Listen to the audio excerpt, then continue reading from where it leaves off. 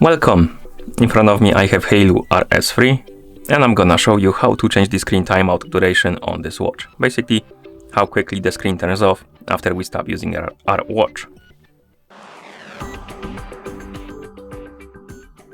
Before we start, if you want to change the screen timeout duration on your watch needs to be paired with a phone via the Haylou Phone application. Once the devices are paired together, we can continue. And now we can open the Haylou Phone application on the phone that is paired with our watch. Let me actually close it and open it again, like this. Once you open the app, you should see the home page. Now tap on the Haylou RS3 right here at the top. Scroll down, find the option called Device Settings and select it. And here we have duration off on screen.